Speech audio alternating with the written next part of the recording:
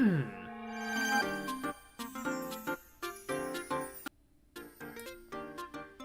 hey.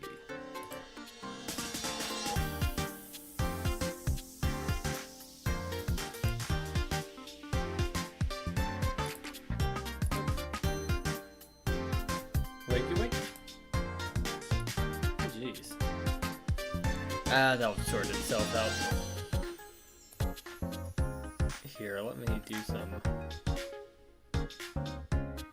adjustments. Here. Let's see.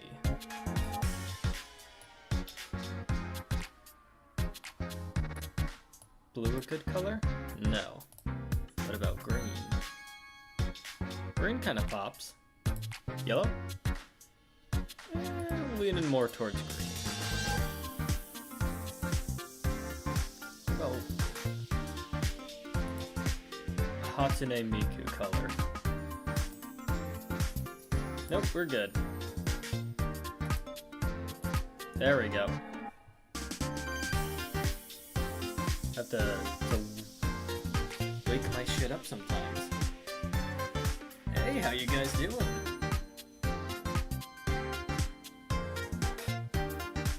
The Lord gives the worst tummy aches to his strongest of soldiers. Yeah. Blech. Anyways.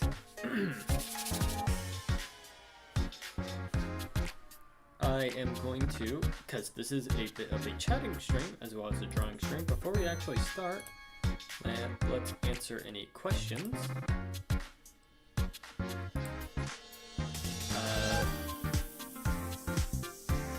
There shouldn't be too many, I'm not that big, but I did. I actually did get a question.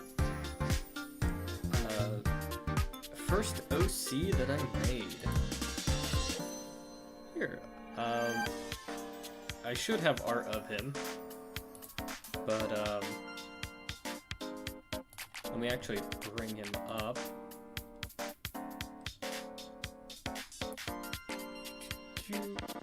I should have him somewhere. That would technically go to whether it's Eden or Leon. Both of them are pretty early. I remember if it wasn't Leon, then definitely Eden. They're pretty up there for earliest OCs. Though they're definitely different than how I typically draw them today. I don't think I still have art of them.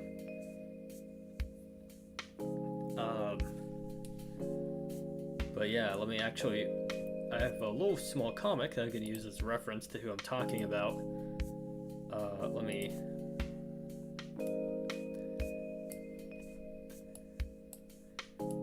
this little shit post. Yeah, the two people on the bottom would probably be one of the first OCs that I have, and they're fairly neat.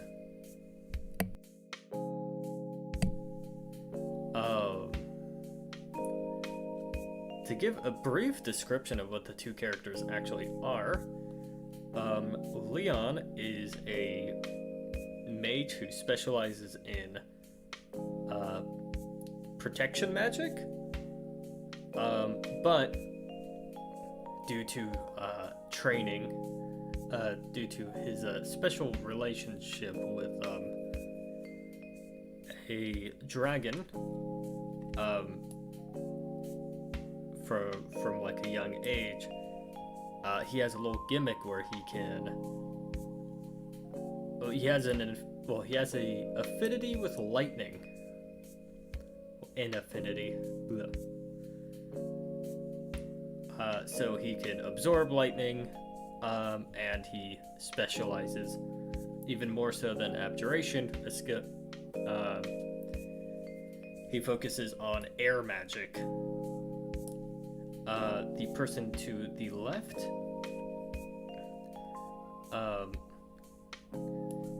the person that is a glow stick, just like me, but has the black hair.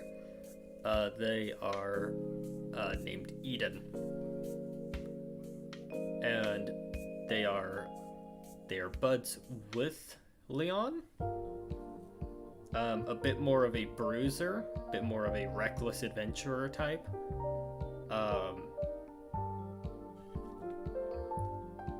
And they met with the same, like, entity, but instead of learning about air magic, she is...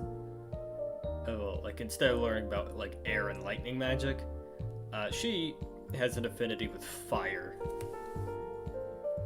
And she actually used to not be a glow stick. You aren't born a glow stick, you become a glow stick. I actually named the species Lightlings. So yeah, that's what my PNG is. It's me as a Lightling. Which, you know, it's neat.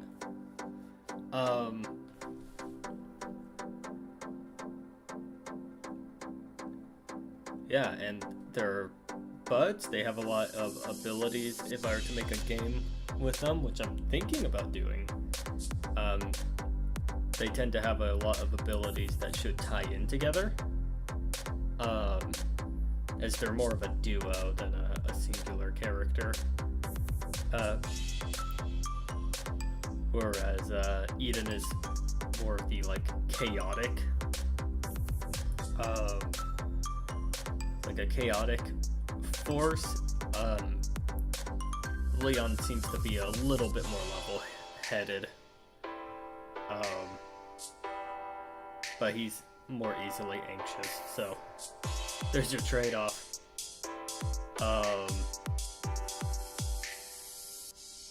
And they actually met.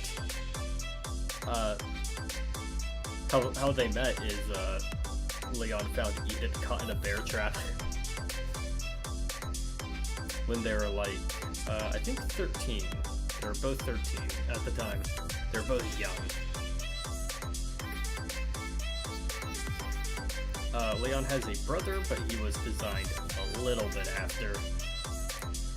Yeah, that was that question. Let's check the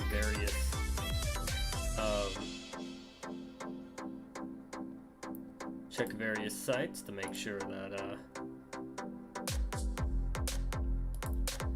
I didn't get any other questions. I think that's it for now.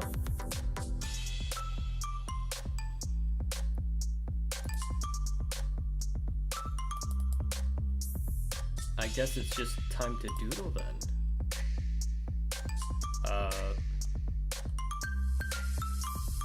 Though I guess, I wonder what topic I could...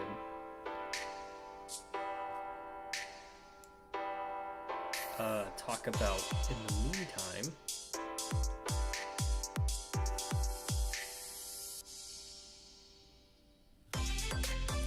Give me just a second. I don't really have notes for this. I'm doing this off the cuff. We're improvising, baby.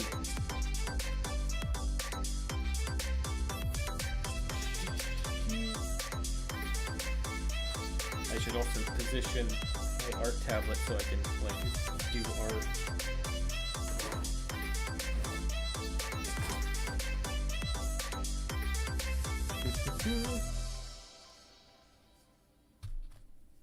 I sit on an ottoman.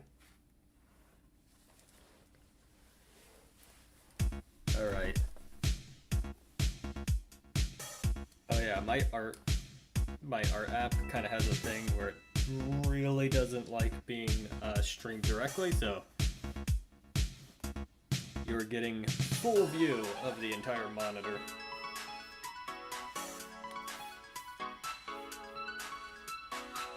What should we draw? Yeah, 2 things to do. Find something to draw and find something to,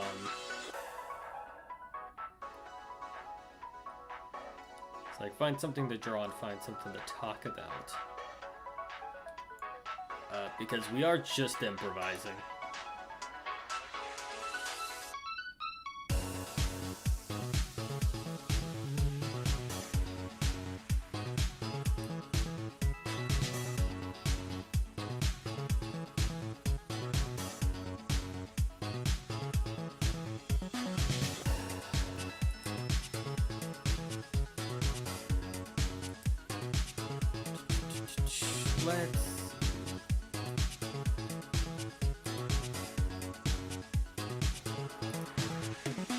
Yeah. Ooh, I can talk, you know what? I do want to draw a little bit of fan art. But what to draw fan art of? I could do some Unexpectables fan art. I love doing Unexpectables fan art. It's probably one of my favorite,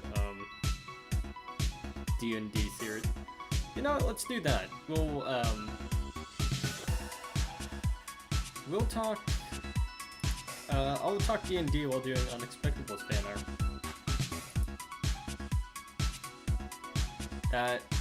That seems good to me.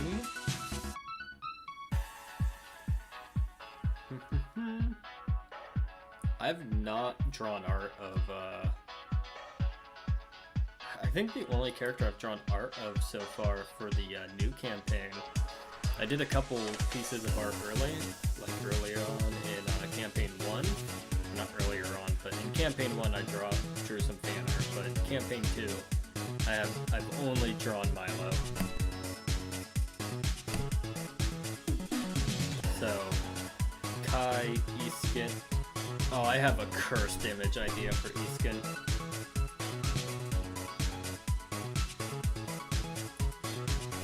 Alright.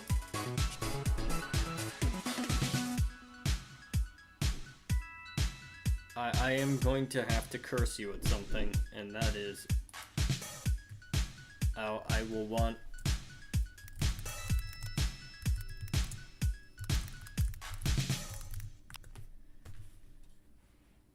We need the Yandere Dev Chalice meme.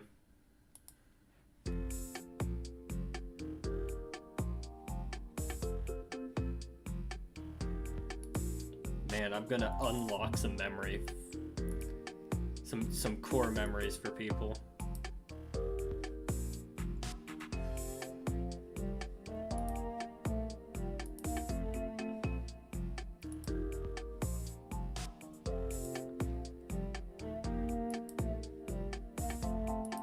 Oh, yeah, that's something I should do. Okay, you're gonna get some weird echoey shit for just a sec.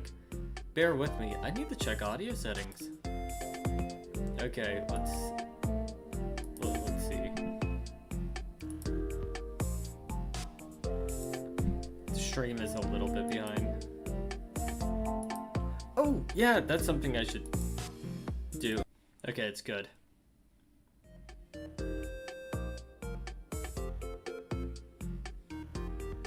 We are good.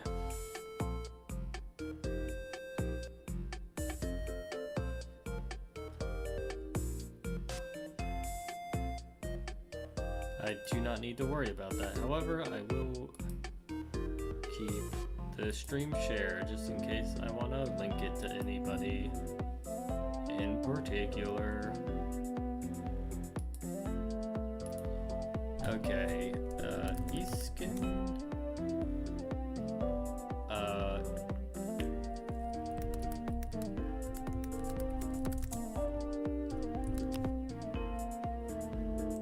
I spelled that wrong.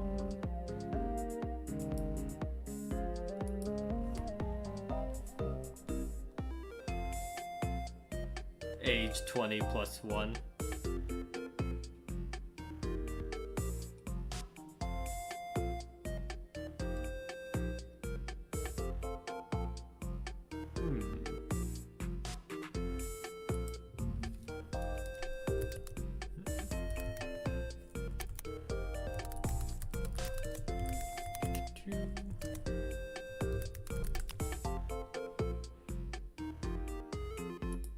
There we go, that's a useful image.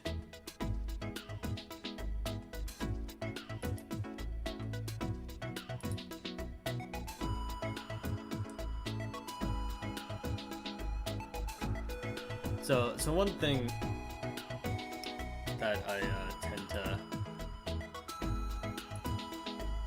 not know when it comes to references,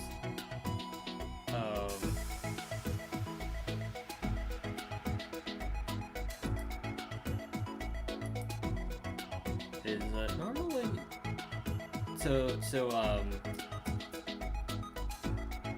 brain do brain things. Jeez. So the thing with Unexpectables is I tend to not have like a full body reference, but I should actually look at the covers of Unexpectables more, because normally I have to kind of guess what like anything below the neck is, because I just watch the streams, and so I only know the like little cut from there. Okay, we are going to come across the very interesting situation that is we're going to be drawing a lizard face from the front.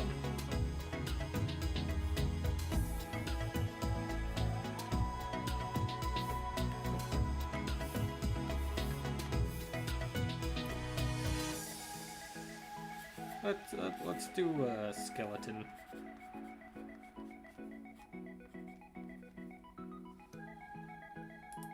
Mouth open for me.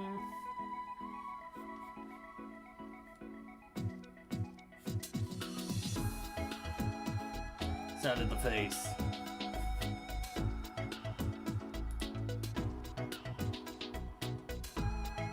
He has fins. Oh, the cover art and the other art have two different. We can work with this.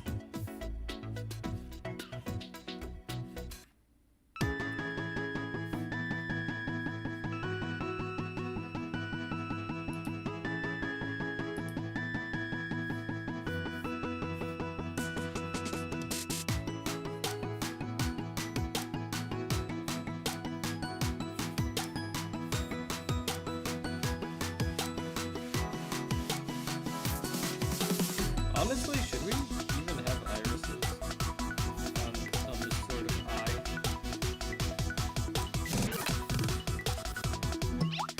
Because Lad glows.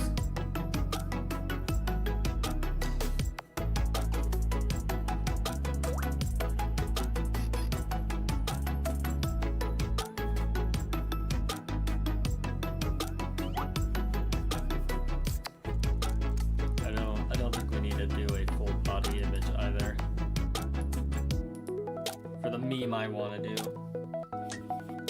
So like one shoulder above the other.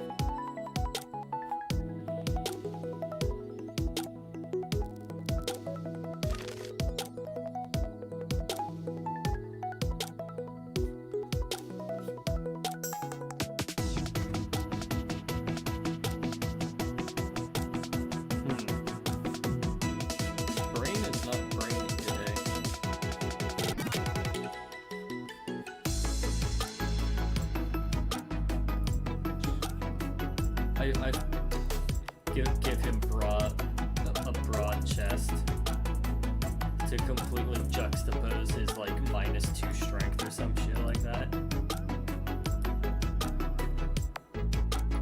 Man out here packing noodle arms.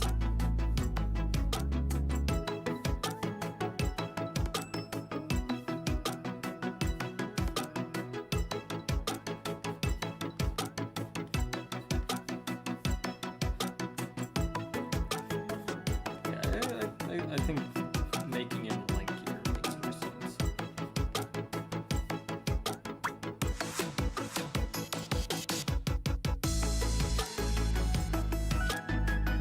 Okay, we need to like to get the image just right. What we're gonna need to do is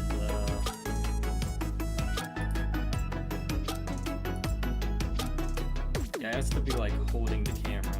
So it has to be like.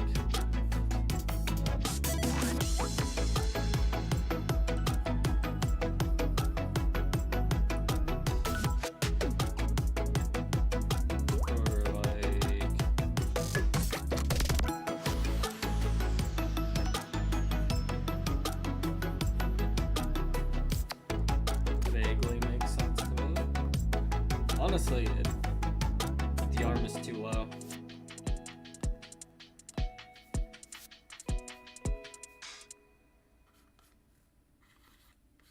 It's like...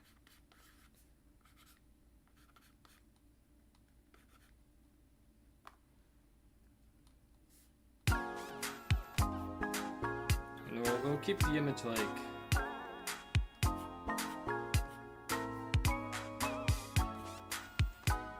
this so far, just so that we have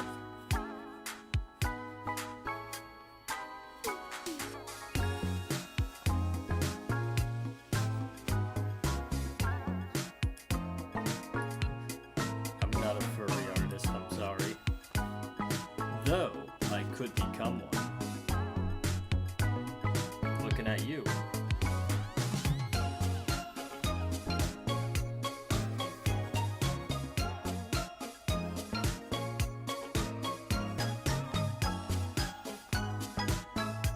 To be between the fingers, right?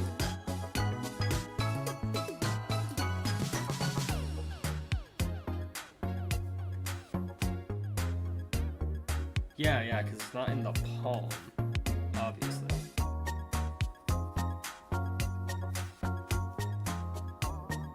So like you'd have the chalice, that'd be at the like edge of the hand. So it'd be like.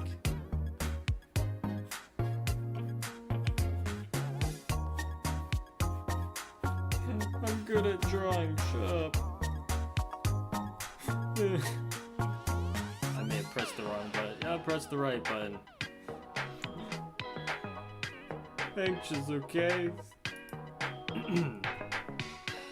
Anyhow.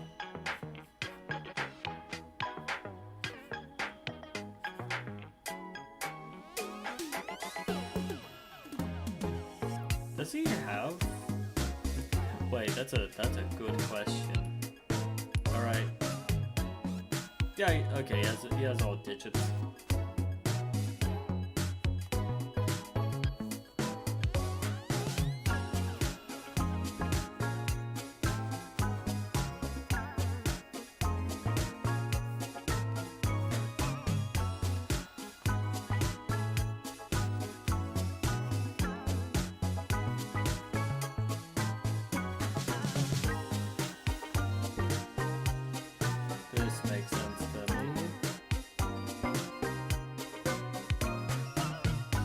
Like the thumb is somewhere in the back. Yeah, I think. Yeah. Because it'd be beyond these two fingers.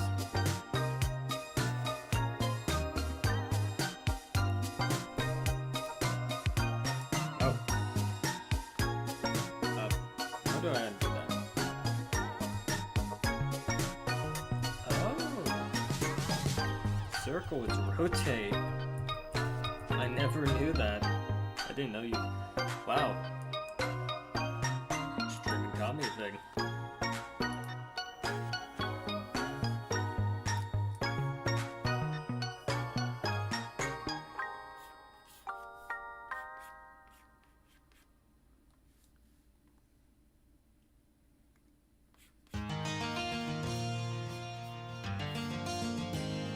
I like how everybody in Unexpectables 2 is like 6 foot.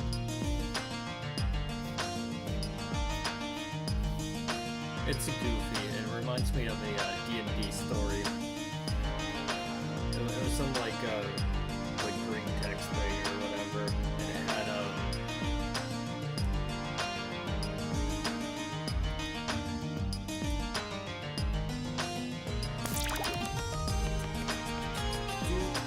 it was about people like competing to have like the tallest character, so they kept like increasing their size. And the DM was like, I'm just gonna make some story about how like people are in for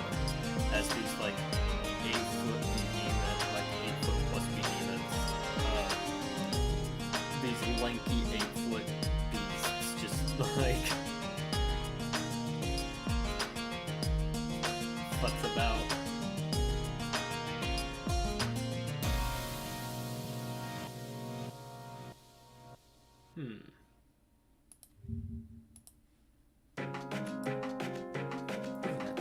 Okay, that's so helpful. Okay.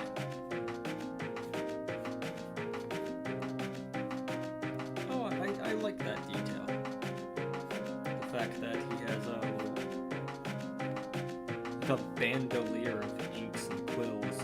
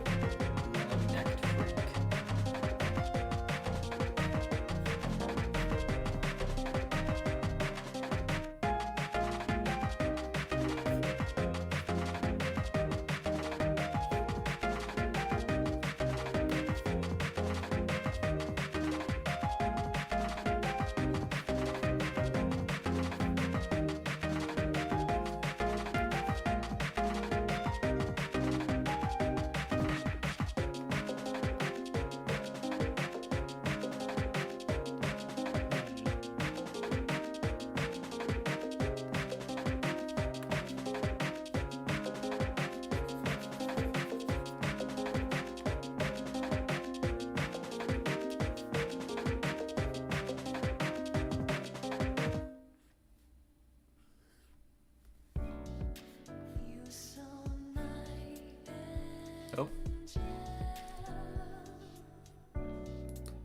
No lyrics, please.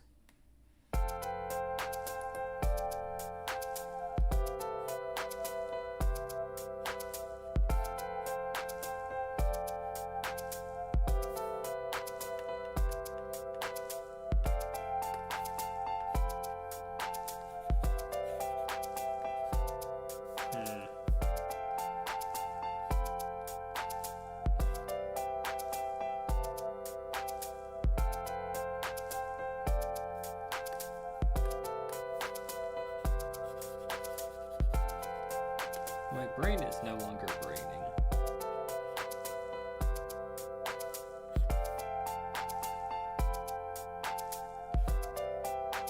Oh, yeah, actually. We were talking,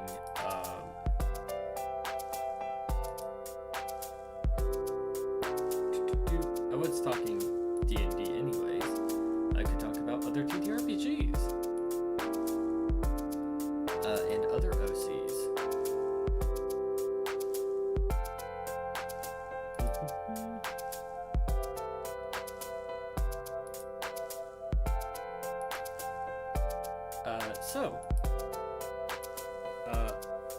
A friend of mine is actually running a bit of a Star Wars 5th edition campaign.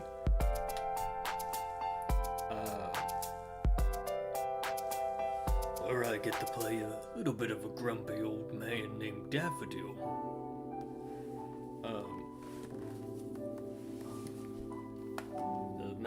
Making a cat man. Enough with your cat boys. We're here after them cat men. Mostly because feline agility, and I kind of just wanted the character to be like all terrain. So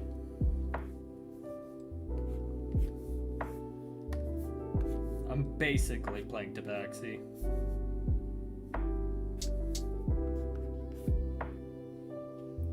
Wait a second. Does his shit have sleeves? Eastkin's shit might not have sleeves. Eastkin's shit doesn't have sleeves.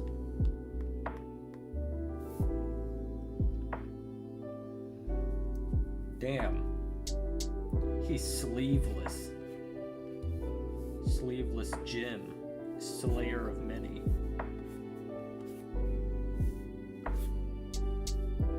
But yeah, playing an old man named Daffodil in that. It's gonna be fun. My friend Thomas, who plays Baron in our Twitch, our Twitch Pathfinder 1st Edition campaign as Baron and as 3 in Song of Three Realms. So, by the way, gonna note that we are going to soon switch over to Pathfinder for that campaign.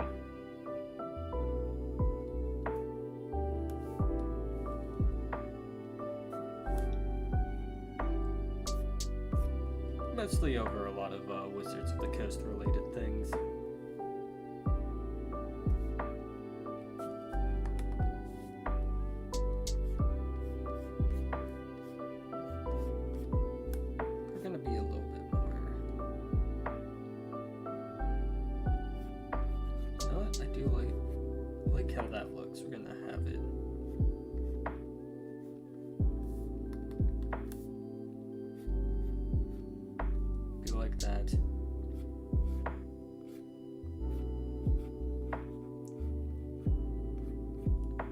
I wonder how they made ink quills.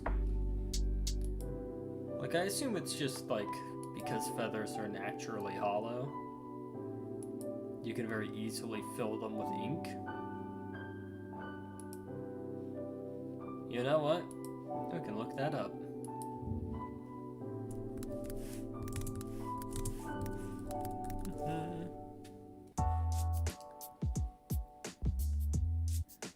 Quill pens work through capillary action, the phenomenon where liquid automatically draws itself along a very thin tube, very similar to the way that water rises inside a plant. So, I mean, I kind of assumed that.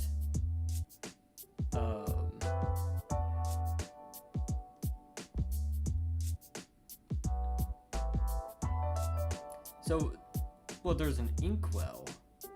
Oh yeah, but if you dipped it into the inkwell, it would rise up the ink it'd rise up the quill, right?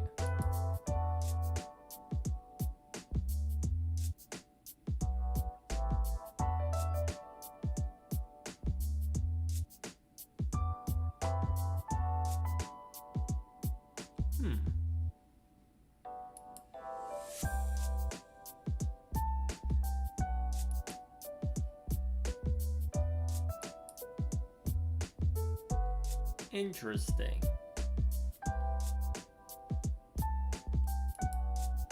We'll look up the. Why is the Wikipedia page for it so far down? Yeah. Sources, description. Before the invention of the dip pen, the metal nibbed pen, the fountain pen, and eventually the ballpoint pen. As with the earlier reed pen and later the dip pen, a quill has no internal ink reservoir and therefore needs to be periodically dipped into an inkwell during writing. The hand-cut goose quill is rarely used as a calligraphy tool anymore because papers are now derived of wood pulp and would quickly wear a quill down. However, it is a tool of choice for a few scribes who have noted that quills provide an unmatched sharp stroke as well as greater flexibility than a steel pen.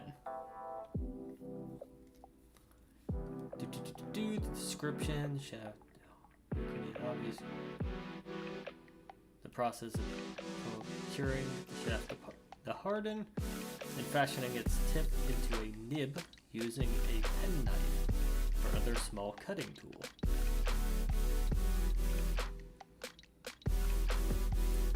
But it didn't have a internal ink reservoir then. So would it just be dipped? Why would it need to be hollowed out? We're learning something today.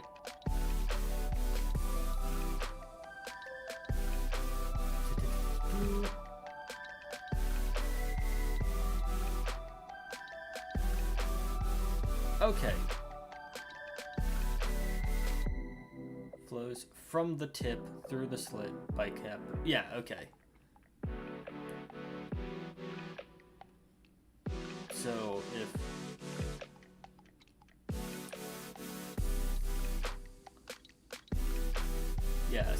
if you like dipped it into an inkwell, it would fill up. So it does have an internal reservoir. It's just different.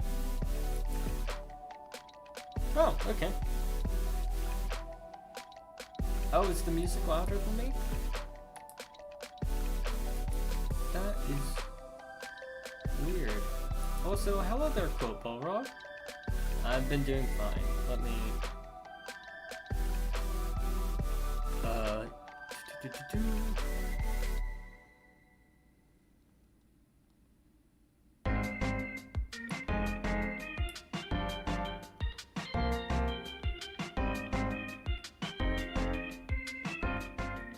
Oh, is it using desktop audio?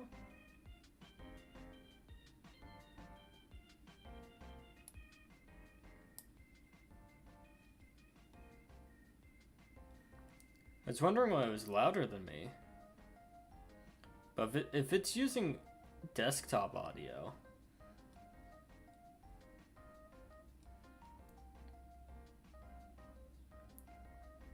For whatever reason, YouTube settings are like bugged as shit. Am I still quieter than... Am I still too quiet? Also, I need to like adjust the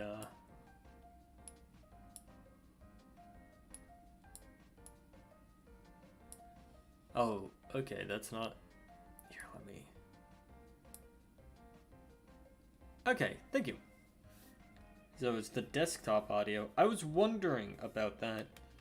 For some unholy reason, I was like, no matter what I set the audio setting to, it would drown me out.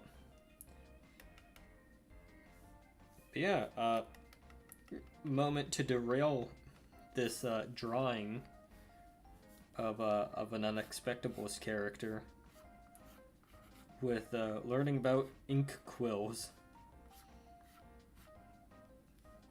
Like, I assumed it was like, yeah, quills were used because you can like put ink into the like hollow part of a feather, because like bird feathers are like hollow. But I didn't think about the fact that when they like dipped it into the inkwell, you know, it would like rise up the tube. Like, it's one of those things where it's like, I know how that works, so like I understand it, but like you don't really like think about it. I always find that neat. When I was younger, I used to sleep with tucked under my pillow a large How Things Worked book. It was neat. It just showed like, hey, how do like basic things work? Like, always fascinated by things. You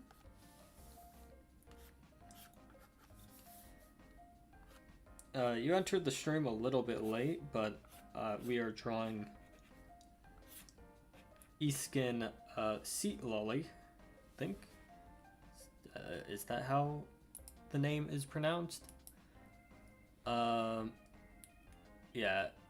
Seat Lolly from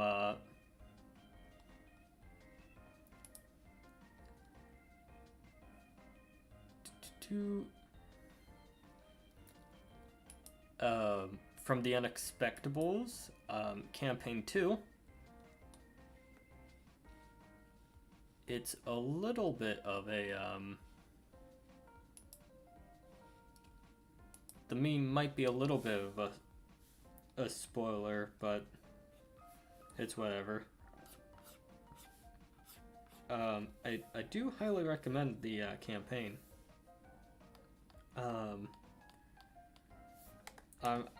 I'm doing the Yandere dev meme with him because he's a Circle of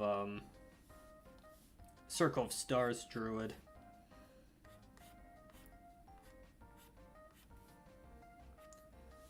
Oh yeah, and you were the one who asked the question earlier, but just to rephrase my answer now that I'm here.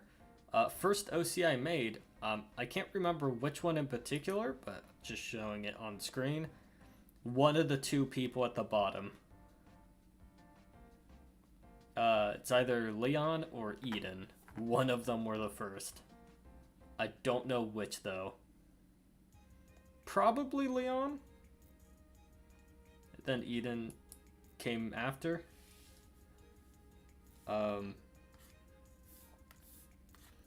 They're a neat pairing.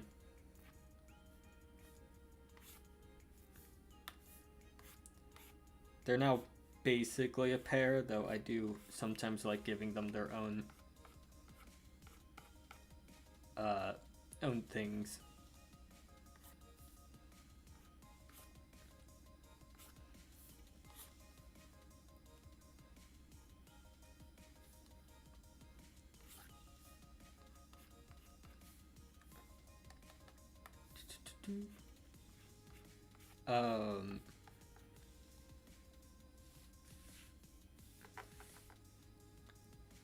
Yeah, and one consumes fire, one consumes lightning, one's the bruiser, one's the mage. They make a good yin and yang. And you'll actually notice, actually show them up again, Eden is a little lightling, just like my PNG model. Though that said, lightlings aren't typically born, they're made. So, there is a non-lightling form to Eden.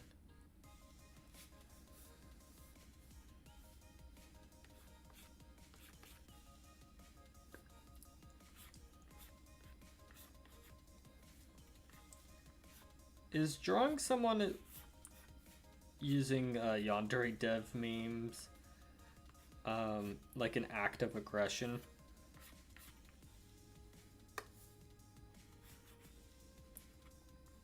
Like, would NATO try me for this?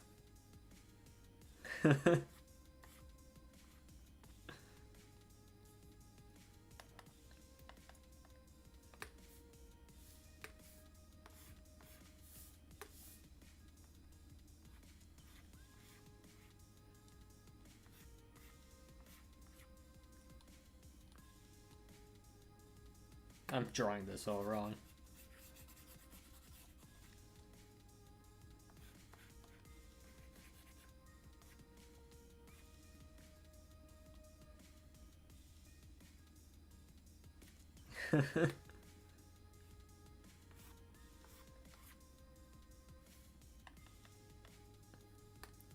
Look, my love language is bullying. So it's fine.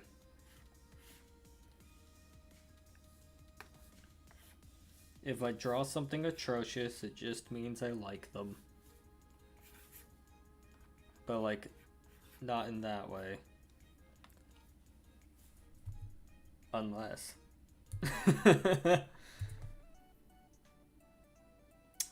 I'm gonna need to press the 0 key a bunch. Whoop. I forget that 0 is rotate on this app, so every time I switch the neutral expression, I need to do a full-on loop-de-loop.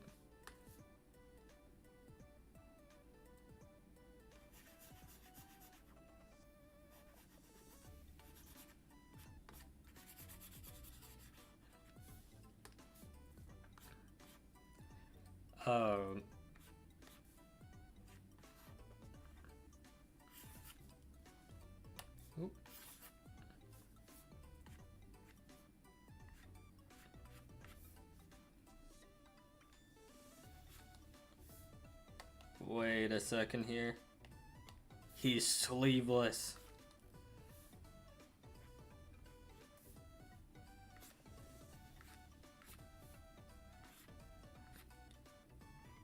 Oh, this song is neat.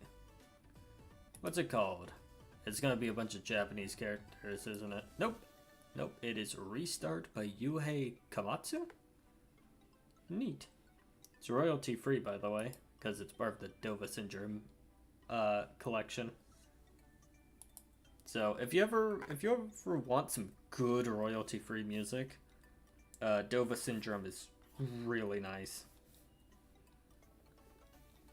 It's a collection of a bunch of songs.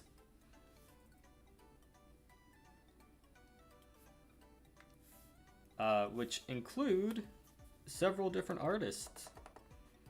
So like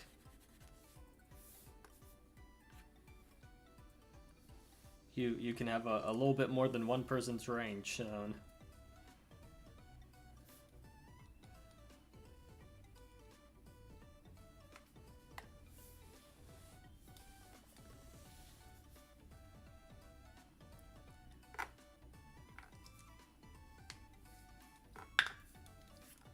Introducing Gex.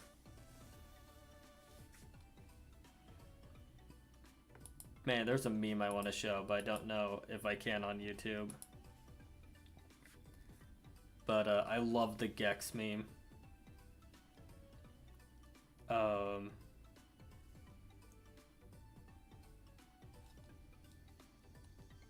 There's one Gex meme that's just like him behind a like a mostly nude dude, like caressing him. It's just like adding adding gay set, or it's just like Gex is gay now, deal with it.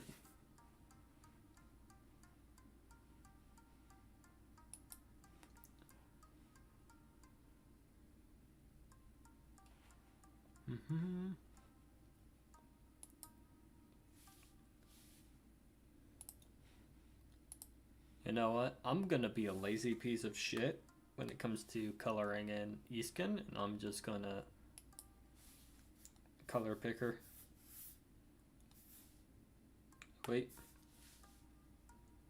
We want a background, right? Do we want one?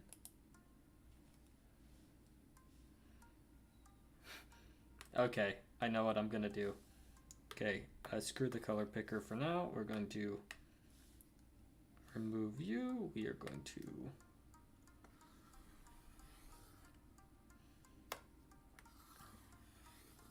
really like this tool. It kind of helps with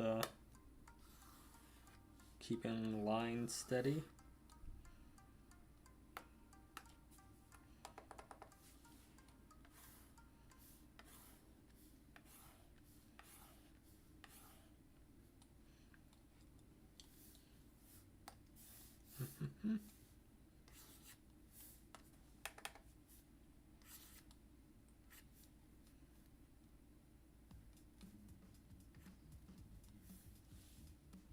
It doesn't need to be fancy, just needs to be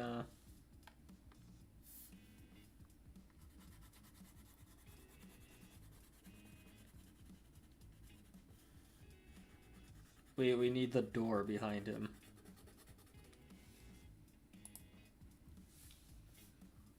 So we'll draw background.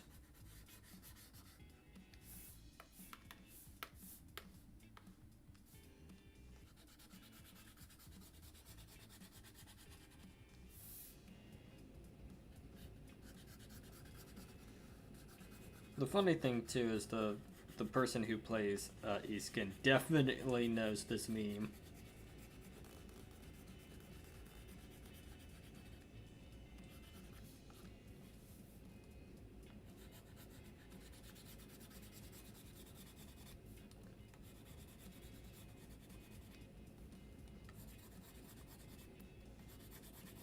Man, it kind of sucks that the computer I have to replace the one that died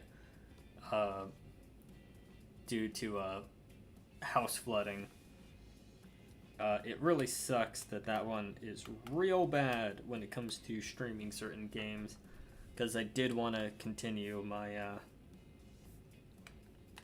Kingmaker run, because I was actually using Leon for Kingmaker streams, because he would make a very interesting Baron.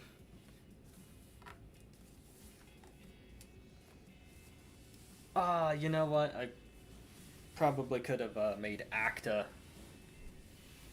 in Kingmaker. I might set a different save file for Acta and Kingmaker. The main issue is Acta's big, so it makes things a little interesting.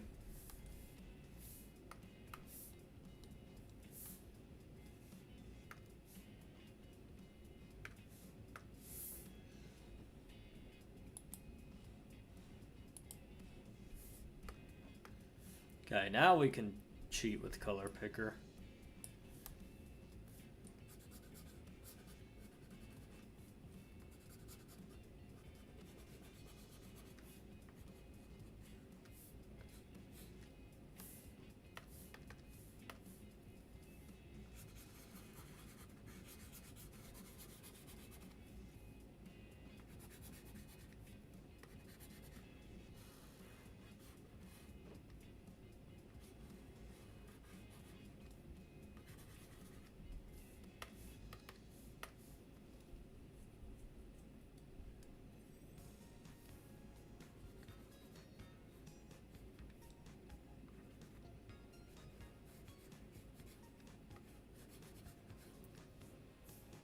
Committing crimes.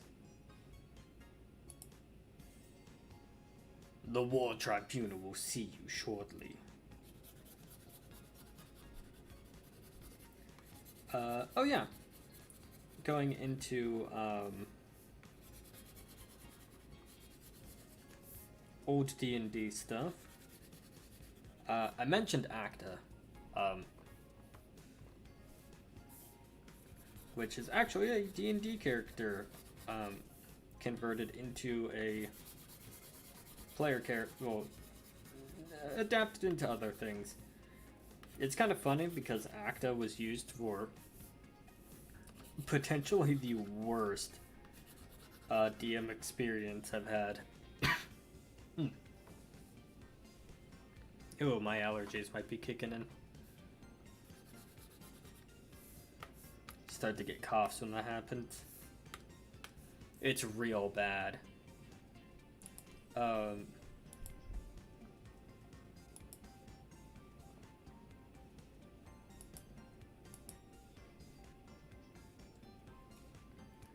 It's very much a you are going to die sometimes when the allergies get too bad.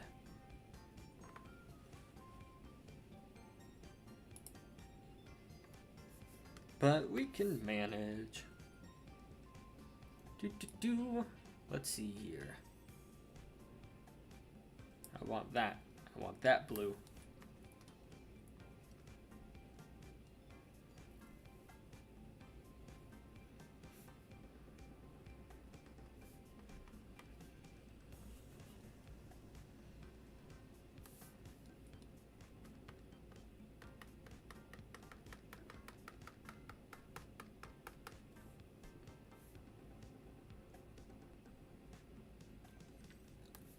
I do like how even before his transformation, there's little hints of that, like, starriness. Oh, we got the dramatic music with the random cat meowing.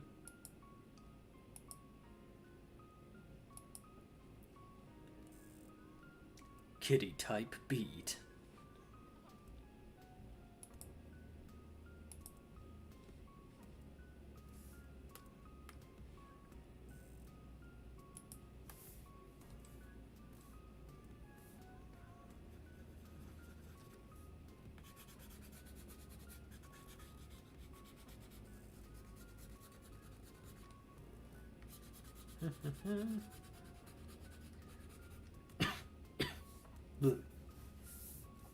Oh yeah, as I was going on and saying, Acta was a character that I played for a campaign I had in high school, and her entire gimmick is that despite being a giant, was actively non-lethal. Like a very lawful good character.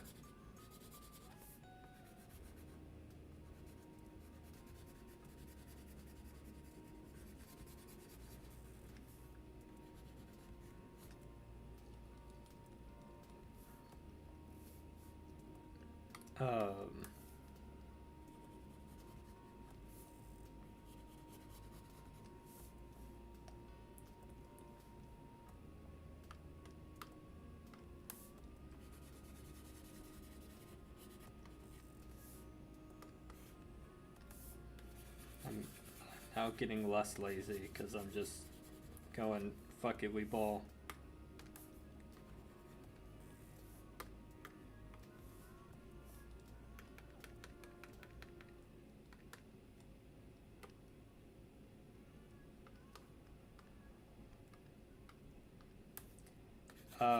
But yeah, Acta was used, the campaign that I was in, potentially like one of the worst campaigns I've ever been in. Boy howdy, was it a doozy. So let me spin you a yarn.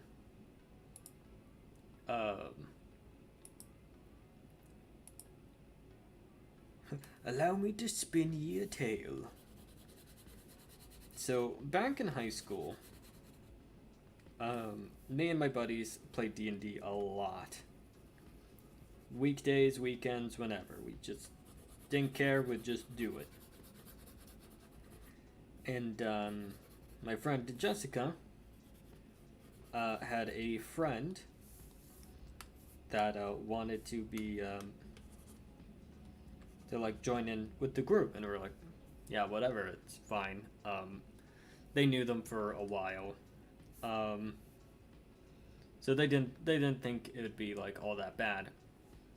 Um, so um, the lad had a lot of incidents as a player, but I think the most telling thing is his DMing style. Um, so his entire thing, um, he ran a campaign.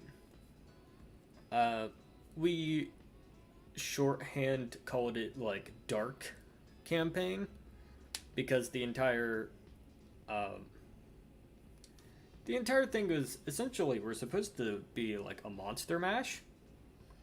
So I played a big demon lady named Acta. I was essentially the brawler of the group. Um, Jessica played Lauron. Um, Spelt like how a tool would spell it. um,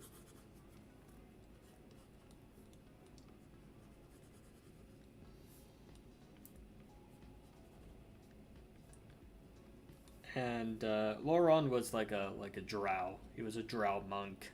Um,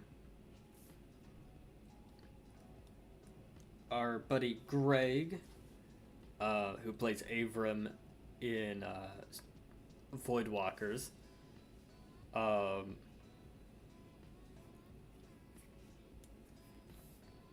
like Avram was a well, sorry, Greg um, was a changeling. Changeling wasn't like an official D&D race at the time, but essentially he was like a shape-shifting warlock. Mind you, for the me playing like a demon, I was just a tiefling that was like size category large. Um,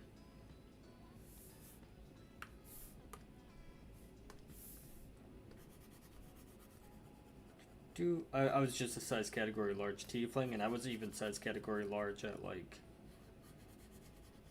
I wasn't even like truly size category large, but we like flavored it as such.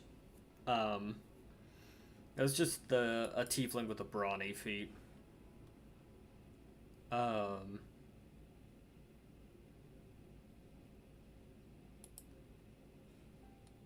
which, that's neat and all. Um, tiefling with a brawny feat. Heavy athletics build. And seeing if I forgot anyone. Thomas came into the campaign, but he popped in later as a character that I'll just say we'll just skip over Thomas's character because he wasn't there for most of it. And there's another guy within the group. So there's Jessica's friend who was the DM for that campaign, and there was his friend, um, who may or may not have made like a horrific manipulator character, but that's fine. Ironically, he was more tame. Um,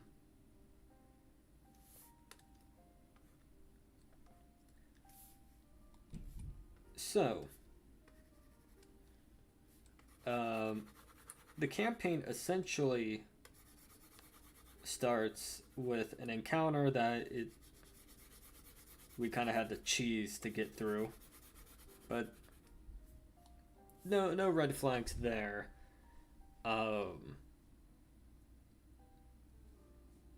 And but basically starts session 1 with a Nat 1 causing the end of the world. Which, if that sounds dumb,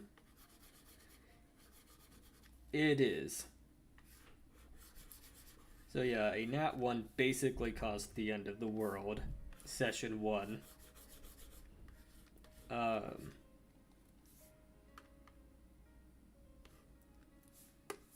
So, talk about punishing. But, you know, it was goofy, it was wild, and we were having fun with the first session of the campaign. As soon as session 2 starts kicking in, things start to get a little bit slowly but surely weird. And kind of just like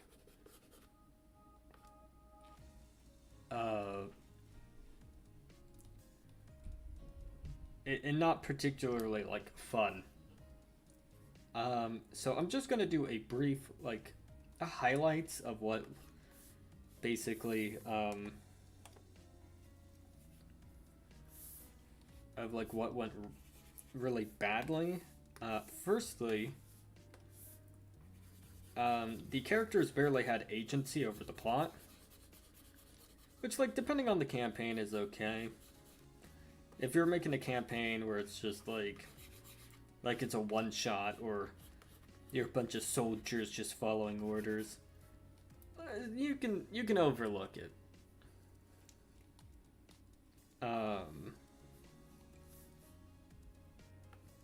But if you were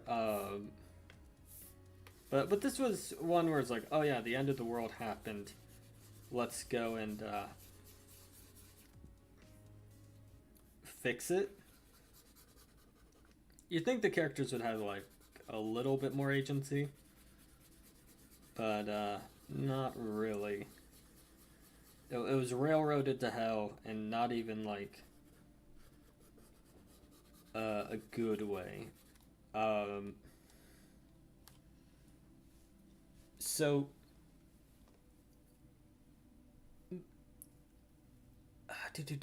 just going over first things first, with like the characters not having agency, even more so, the plot eventually just revolved around one character, and unfortunately I was at the center of everything. I was like, I don't want this character to be like the main character, but for whatever reason, the story is now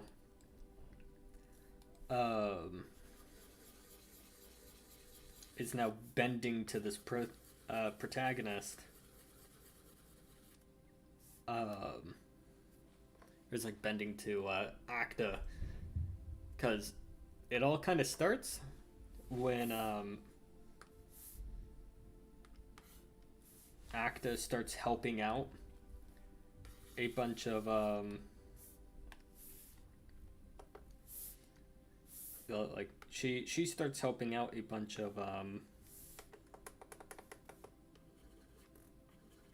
people with the rubble after a little world-ending event happened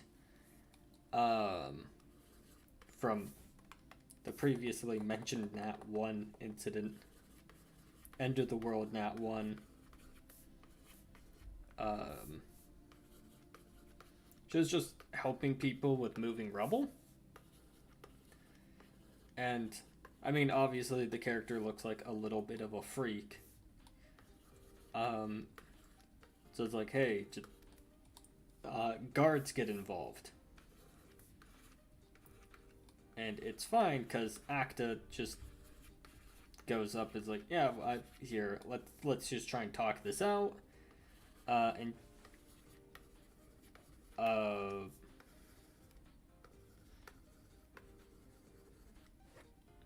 wait, yeah, it wasn't the fact that she was like a size category large fiend that like got the guards called on her. It was the fact that when moving rubble, she like picked up like a really heavy rock. It was specifically picking up the really heavy rock that got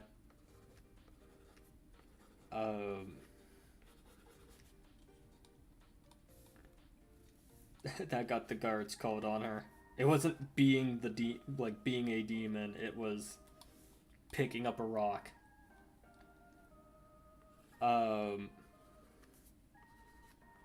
So guards get called.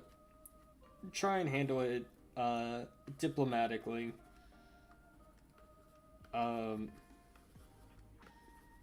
It eventually devolves into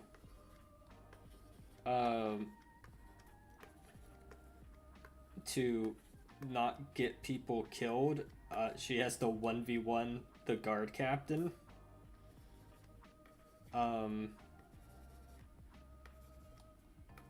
Which is like, okay, interesting where this is going, but it's fine. But with like the acts of heroism, she was basically deemed as a baroness.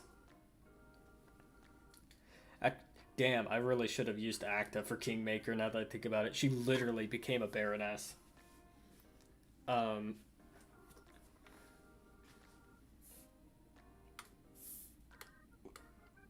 Which is like, okay, that's kind of like a neat note.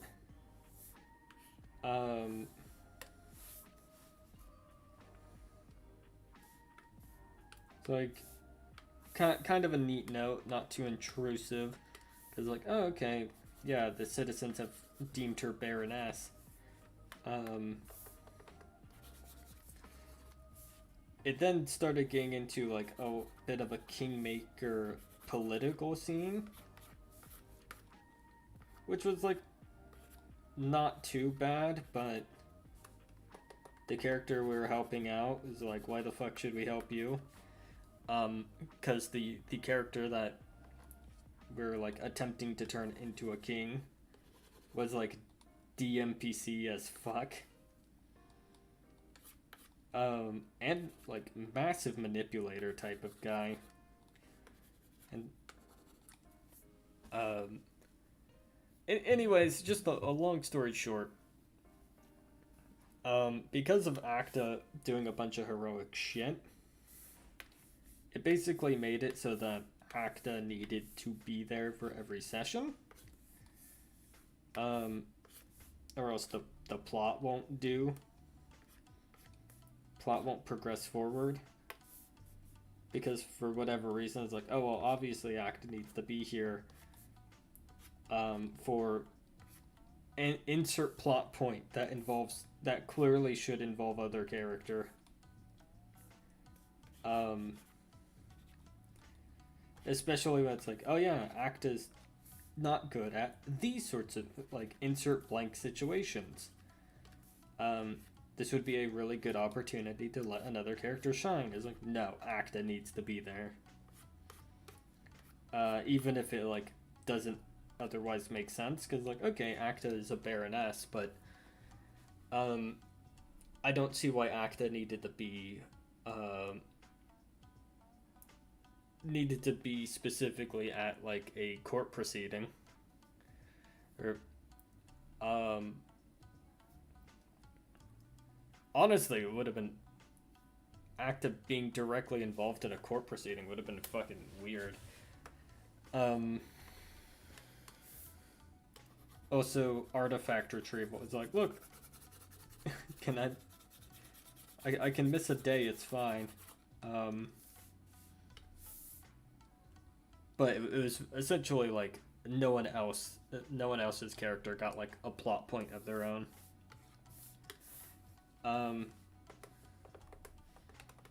Which is like, well, that sucks.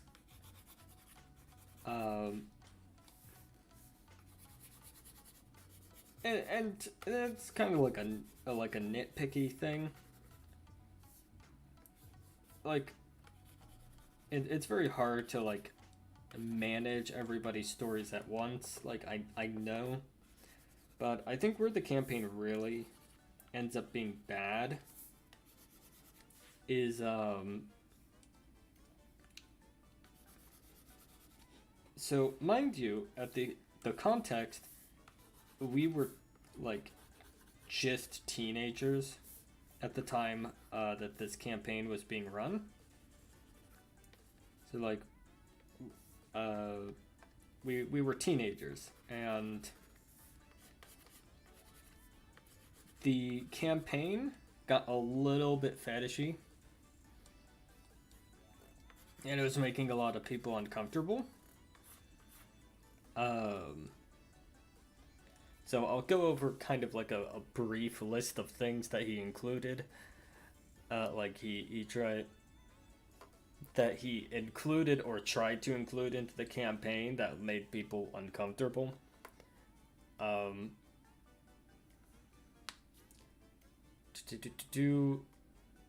One was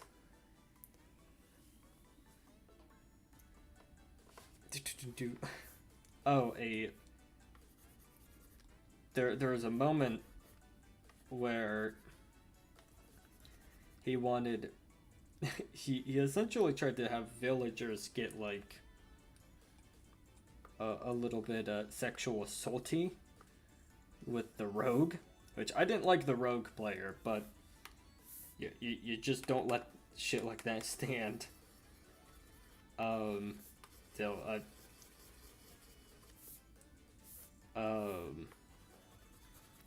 so that was one. So he was like, okay, I'll retcon it so that they're like they're just excited. It's like, yeah, what was your first response to pacification? Like sexual like the rogue essentially wanted to calm people down. And the DM was like, yeah, that totally means it's okay for the villagers to get a little bit on a nat 20. It's totally like acceptable to have the villagers get a little bit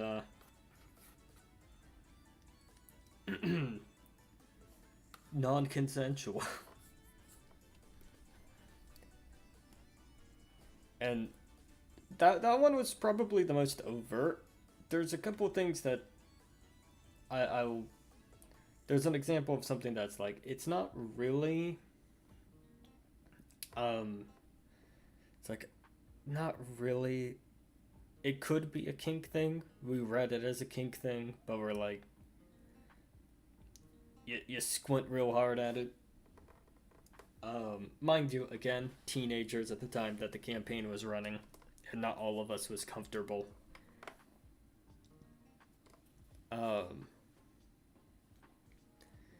He went up and so the player Greg went up and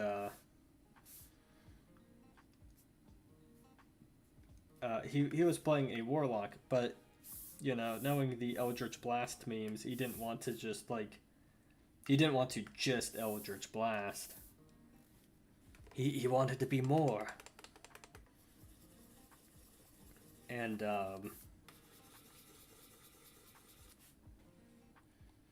like he wanted to do more than just Eldritch Blast. So instead he swapped to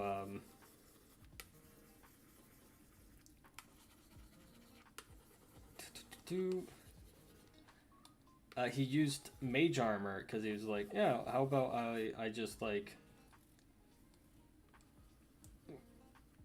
can I attempt to use like Mage Hand to kind of like mess with somebody's like vibe. Like he was not doing a rules as written thing, but essentially he's like, okay, I want to do something with the Mage Hand. I'm just kind of like try and like clasp it over, I think like a mage's mouth. I think that's what he wanted to do. He was just like, I'm going to like try and put my Mage Hand over this mage's mouth. And the DM took it as, okay, shove Mage Hand down guy's throat. Proceeds to describe for, and I shit you not, 2 hours, A chain reaction of vomit.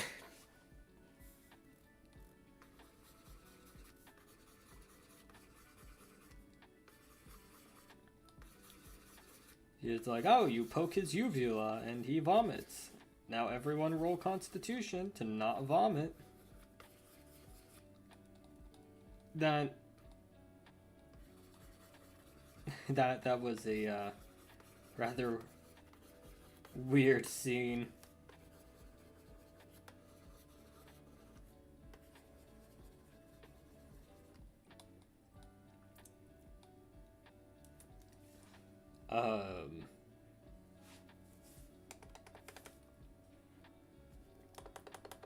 But that's fine. Well, it wasn't fine, but like, it's all fine now because we don't have him in our group anymore. Because he was kind of a shitty person a lot of times.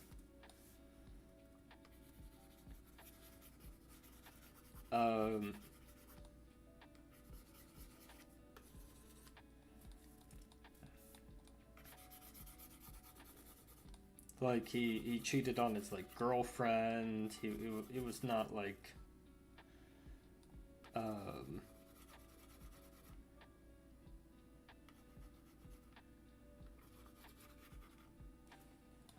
he wasn't the best sort of person. Also, like half of his characters, he wanted to be like manipulator types, like Doc corruptors, and everyone was like, "Fuck off."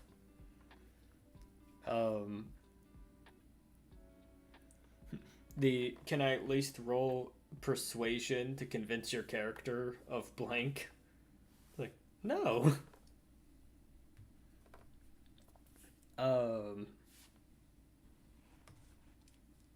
Should we type in text?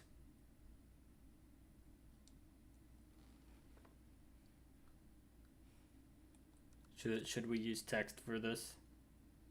You know what? I'll save. I'm going to quickly make sure that when I do save as, you don't see my other folder because I'm not going to sugarcoat it. I don't always draw safe for work or YouTube stuff. I have it confined to its own folder, but you know how it is. We are just gonna put this under this. We're gonna declare it as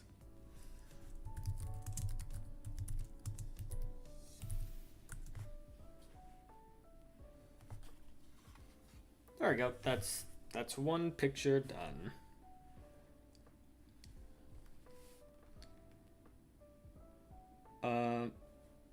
Now just allow the image to be seen again.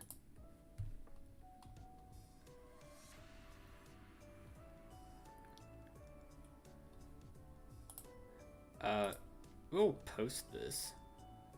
Oh, do we have an image?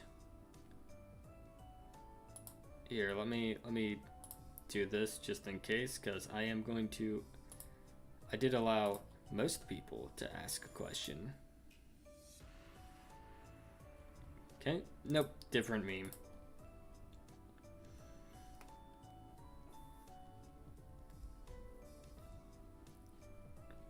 Here, we'll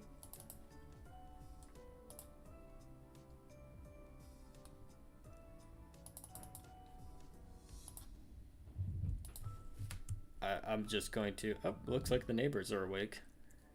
I'm just gonna type in the words.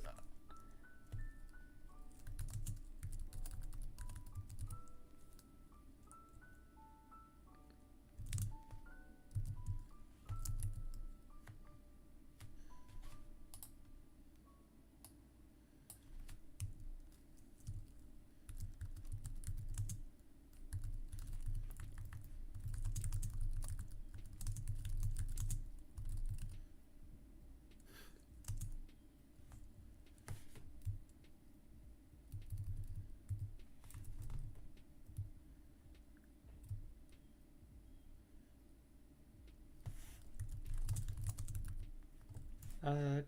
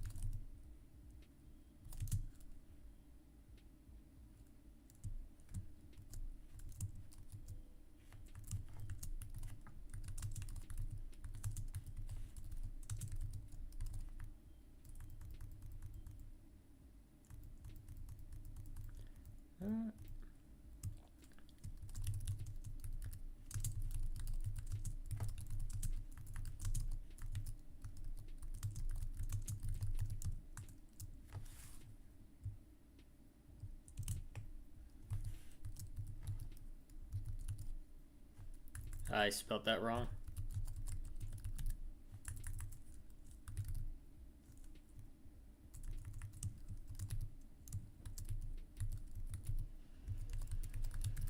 Is that not a hashtag? Whatever.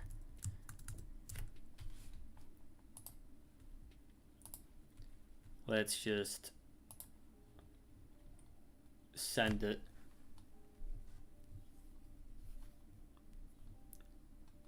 Where there be.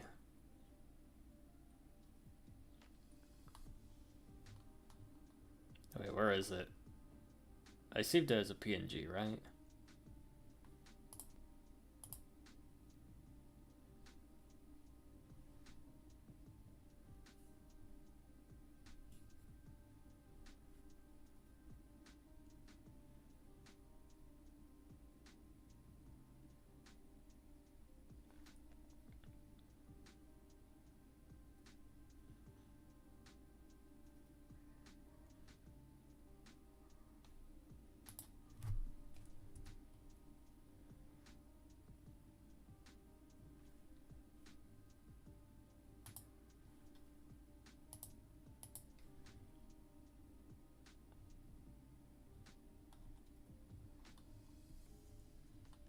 I will accept the block.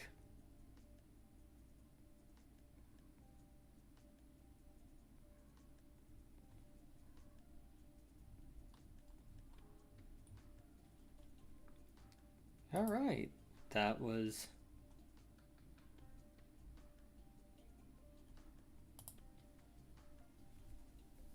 good.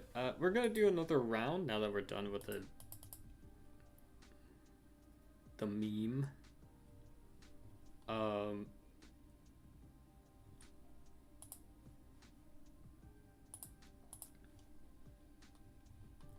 See if we can take a look at anything.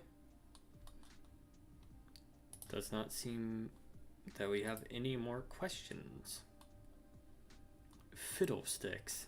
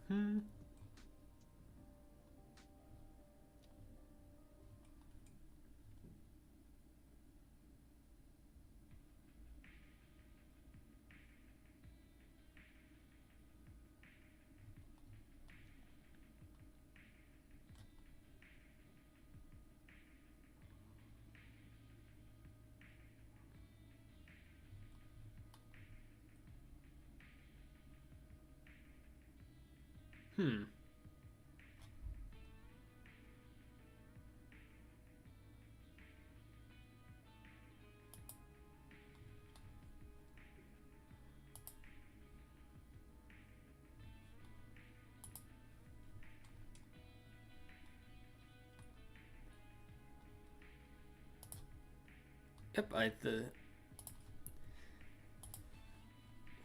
Ooh, what should I... What? Okay. Sorry, brain. Brain, do brain things, please.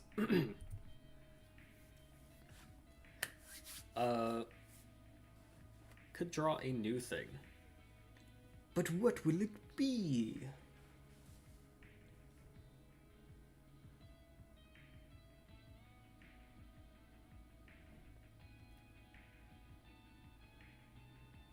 You know what? We've been streaming for an hour and a half. And I am getting a little bit weary. And I do want to draw...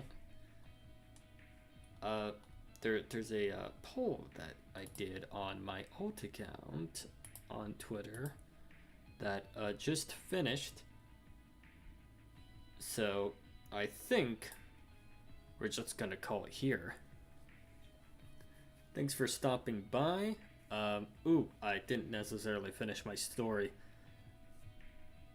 Or I had it mostly wrapped up. My brain was split between concentrating, being sleepy, and telling the story. Just know that the guy was very controlling, very probably not safe around kids. Very, very weird. Let's just leave it at that. I won't label him by name, but if any of my friends pop in chat and hear this, they'll know exactly who he is.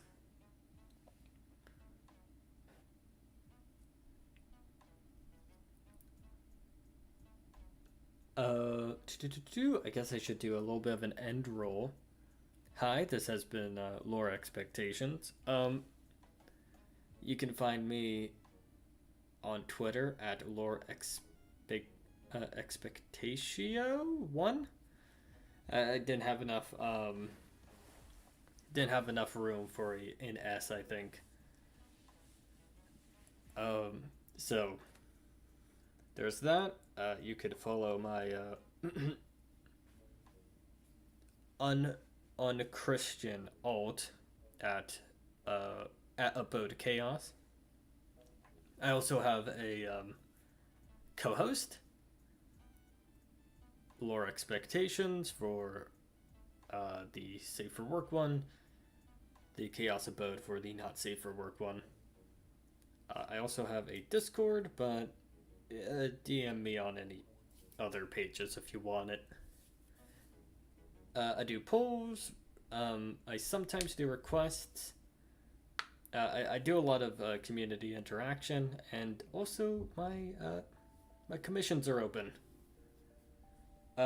This video is probably not a good example of what I do with art, because I was kind of just making a meme and dawdling about, not really putting too much focus into it. But hey, this PNG model was made by me, so if that's any indication. That has been all. I would give... Oh, I stream on Twitch.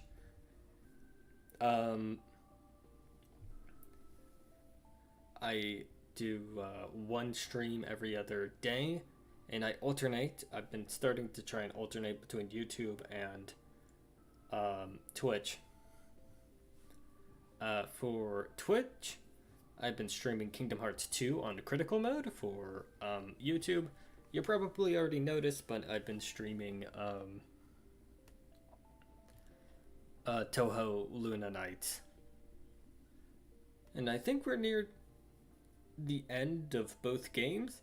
We're definitely near the end of Kingdom Hearts 2. However, we're not nearly done with Kingdom Hearts 2, because Kingdom Hearts 2 has a lot of super bosses I want to finish and beat. I might not do the Lingering Will, but I will try and do every other one. So without further ado, see you guys around.